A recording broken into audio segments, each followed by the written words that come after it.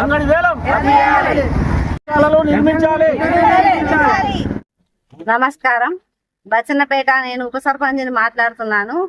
ఈరోజు మా గ్రామంలో అంగడి వేలం వేయిస్తున్నారు. అది మాకు తెలియకుండా మేము ప్రతి మీటింగ్ లో మేము మా అంగడి వాళ్లకు ఇబ్బంది అవుతుంది, వాష్రూమ్లు కట్టాలని మేము అడిగినాం. తీర్మానం కాలేదు. ఆ తీర్మానం అయిన తర్వాత 3 మీటింగ్లు అయినాయి. మాకు 3 మీటింగ్లో తీర్మానం చేద్దామంటే కాలేదు. మేము చేయాలన్నది కాదని వాళ్ళు ఇవాళ అంగడి వేలం వేస్తున్నారు.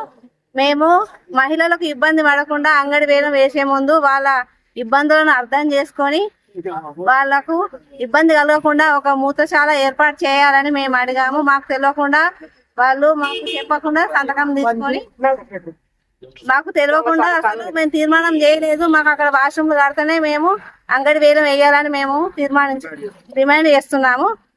ఇప్పుడు అక్కడ మూత్రశాల ఖచ్చితంగా మేము కట్టాలని కోరుకుంటున్నాము. నిర్మూలించాలని మేము అడుగుతున్నాము.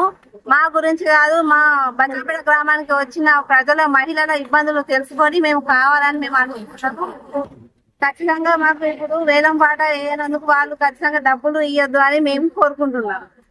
మాది అంటే టిఆర్ఎస్ పార్టీ తరఫు నుంచి ఎక్కువ మంది తీర్మానం చేసినాము. ఏది మరుగుదొడ్లు నిర్మించిన తర్వాత అంగడి పాట వేలం వేయాలని చెప్పేసి దానికి మేమందరం సహకరించినా కానీ వాళ్ళు అధికారులతోటి సెక్రటరీ అయితేనేమి, సర్పంచ్ అయితేనేమి, ఎంపీతో అయితేనేమి వాళ్ళు మాకు సహకరించకుండా వాళ్ళ సొంత నిర్ణయాలతో వేలం పాట జరిపిస్తున్నారు.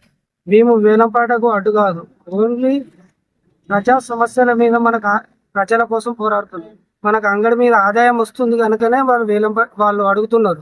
ఏమని మాకు మరుగుదొడ్లు లేవు, మూత్రశాలలు లేవు, అవి నిర్మించిన తర్వాత మీరు వేలంపాట వేసుకోవచ్చు. మేము లేనులో ఒకవేళ మీరు మరుగుదొడ్లు నిర్మించకపోతే మీరు వేలంపాట వేసినా కానీ ఆ వేలంపాటలో మేము రహదారి చిట్టీలు కొనము, పైసలు కట్టము అని చెప్పి వాళ్ళు తెగేసి చెప్తున్నారు. దీన్ని దృష్టిలో పెట్టుకొని మీరు చేయాల్సిందిగా మేము కోరుతున్నాం.